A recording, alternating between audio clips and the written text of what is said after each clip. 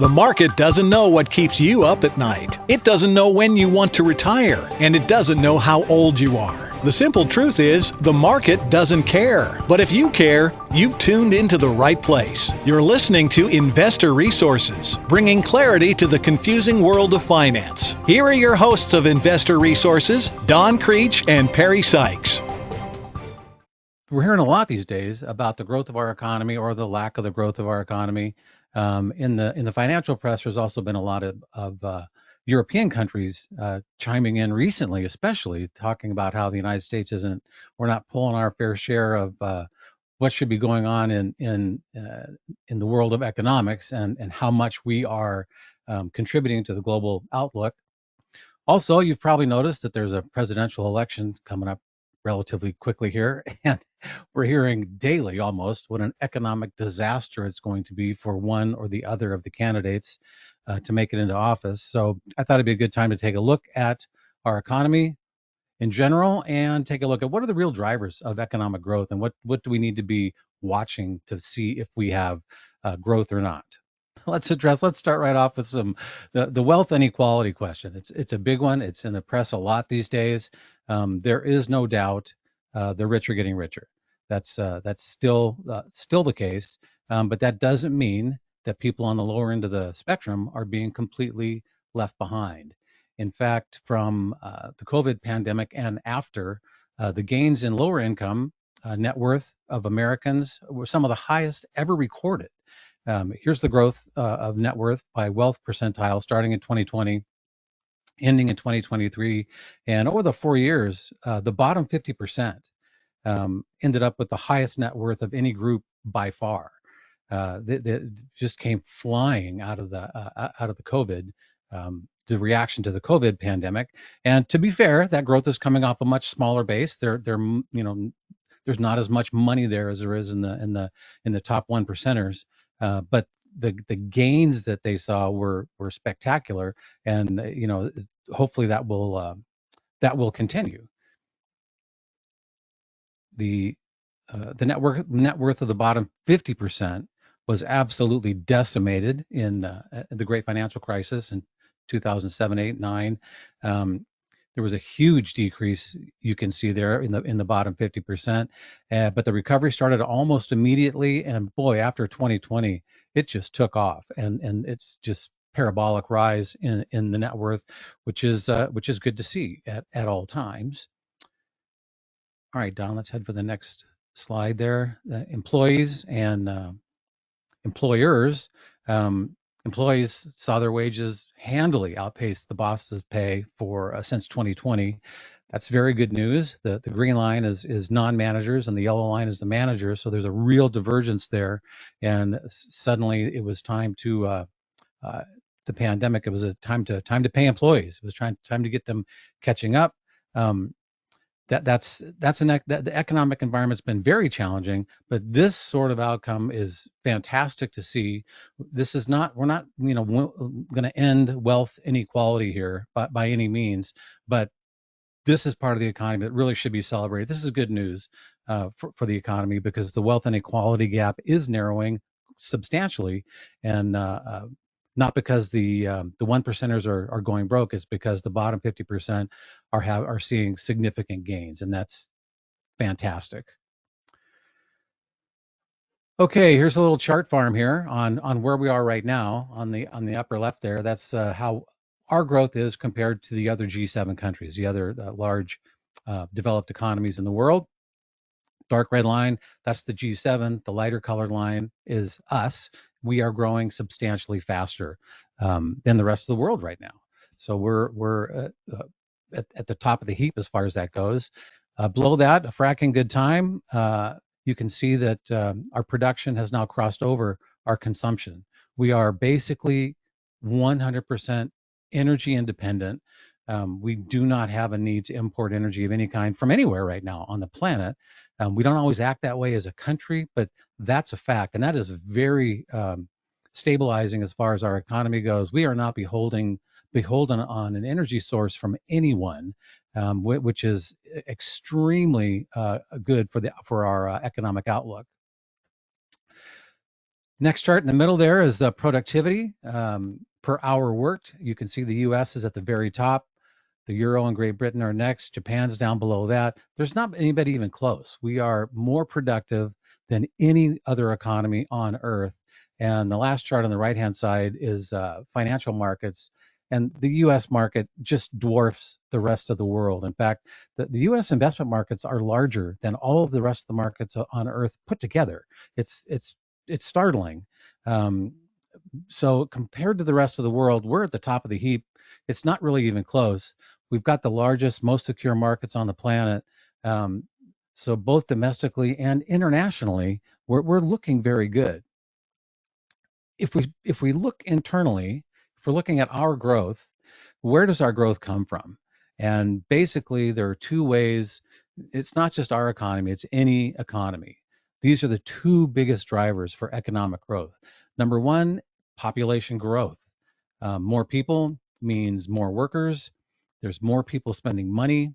Companies do better because they're all selling more stuff. Workers end up with higher pay because companies are doing better, and it just goes around and around. Everybody wins in this scenario as long as the jobs hold out. You have to have employment for those people, or then or nothing works. Then everything's going to be much more negative. Um, so as long as the jobs hold out, that's the only qualifier. And the other big driver is productivity growth. We just looked at our productivity as far as the rest of the world is concerned. We're at the top of the heap. In the U.S., our workers keep getting more productive. And they get more productive through education. They're smarter at everything they're doing. Also, just job knowledge. How long have you been on your job? How well do you know it? And then we have all of the productivity tools coming online in the United States, including AI, which is going to be a huge driver, just as big as the revolution when the internet actually got into the completely integrated into the business world and our economy. AI is going to do the same thing. So the productivity front is just exploding right now with new ways to do things more quickly and for less money. So on the productivity side, the U.S. economy is really firing on all cylinders right now. We're in very, very good shape. We're very, very strong. And so if you're watching the economy, if you want good economic growth to continue into the future, you need one or both of these things. You need more people in the country getting more jobs, and you need to continue becoming ever more productive. Those are the two biggest drivers of economic growth in anyone's economy. So if we are looking at population side, which was the first thing, um, it makes sense that the population growth is beginning to slow, and so our economy is beginning to not be quite as robust as it was over time. This is going back to the 1940s, just showing the how much population was added, and it's always positive. There's always more people coming in, but the size of the addition has begun to be reduced since the 90s. We're adding less every decade than we were before. Our population growth is slowing, and that's true of every developed economy. It's just that we still have positive immigration. People still want to come here uh, for the opportunities that exist, and so we're still getting the population growth. You can go ahead and pop that slide up there, Don. 1940, there was about 130 million people in the United States, and by the end of 2023, the estimate was closer to 335 million people. Um, so here's the population on a percentage basis. And back in the 40s and the 50s, there was massive growth. 50s, post-war, that 20% growth rate's the highest of modern times. It continued into the 60s, and that's that's the baby boomers. That's when they were all born back there. And so there was massive growth through the 60s, and then it's been on a pretty steady decline ever since. It's trending down. The percentage of gain is dropping. So again, that's our population growth, organic growth, slowing down, and that has affected our GDP as predicted. Yeah, the relationship is not perfect. There are other factors at play. The population, the productivity are not the only two things that can affect GDP, but those are the big ones.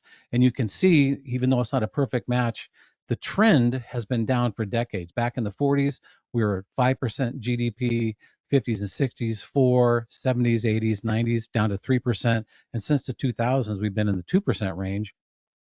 So it's been dropping pretty steadily. And one of the reasons is the um, uh, the population dropping and the size of our economy, which is mind bending. We're a much bigger, much more mature economy now, so you can't expect to see 4 and 5% GDP growth anymore with a $29 trillion economy. That number is just mind bending when you think about it. This graph shows, $29 million on the graph, but the graph is scaled in billions. So that's $29 million billion. A $29 trillion economy. It's tough to wrap your head around, but in an economy that enormous, you just can't expect the exponential growth of previous decades when the changes in the economy made a much larger percentage difference. So when they start talking about, well, we're looking at 2 or 3% GDP, that's actually very strong growth because we're growing into a massively larger economy than we used to have. And it's good to keep that in mind. We don't have to be looking at an identical percentage to have just as strong an economy. So our economy today is every bit as strong as it was in the 40s and the 50s. It's just that the percentage is down because the economy is so huge. So as a percentage of the economy at large, it cannot be as big. This is every economy should be measured by its potential, and the United States has been living up to its potential. The rest of the world really has not.